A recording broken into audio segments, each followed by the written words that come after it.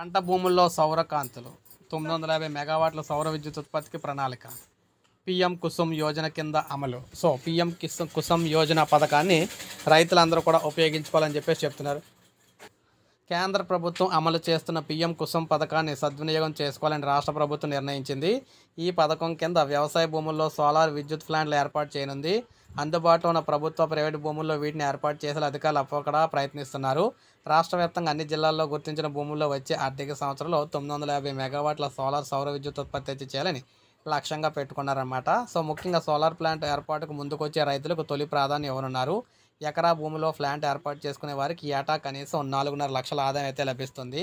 వ్యవసాయ అవసరాలకు పోగా మిగులు విద్యుత్తును డిస్కమ్లతో సర్కారు కొనుగోలు చేస్తుంది. సహకార సంఘాలు, మహిళా స్వయం సహాయక సంఘాల ద్వారా కూడా ప్లాంట్కి అయితే ఏర్పాటు చేసుకునే అవకాశం అయితే కల్పించారు. రాష్ట్రంలోని 3 సర్కిళ్ల పరిధిలో జిల్లాల వారి సౌర ప్లాంట్ల ఏర్పాటు గుర్తించిన భూములు ఉన్నాయి. ఎకరాలు కూడా ఉన్నాయి. ఏ ఏ ప్రాంతాల్లో ఎన్ని భూములు గుర్తించారు, సౌర విద్యుత్ ఉత్పత్తి ఎంత లక్ష్యంగా పెట్టుకున్నారని ఇక్కడ ఇవ్వడం జరిగింది. సో ఎవరైనా రైతులు పెడదాం అనుకుంటే ఈ డిస్కమ్లను అయితే సంప్రదించాలన్నమాట. అంటే కరెంటు ఆఫీసులు ఉంటాయి కదా, కరెంట్ ఆఫీసులను అయితే సంప్రదించాలి. కరెంట్ ఆఫీసులు సంప్రదిస్తే వారైతే మీకు ఈ అవకాశం అయితే అవకాశం కల్పిస్తారు.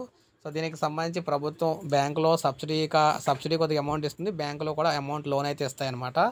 దాని ద్వారా రైతులు అయితే పెట్టుకోవచ్చు. పీఎం కుసుమ్ యోజన అన్నమాట ఈ పథకం పేరు. సో ఇది మనకి అప్డేట్. ఒక లైక్ చేయండి, అదేవిధంగా సబ్స్క్రైబ్ చేసుకోవచ్చు. మన ఛానల్ సబ్స్క్రైబ్ చేసుకొని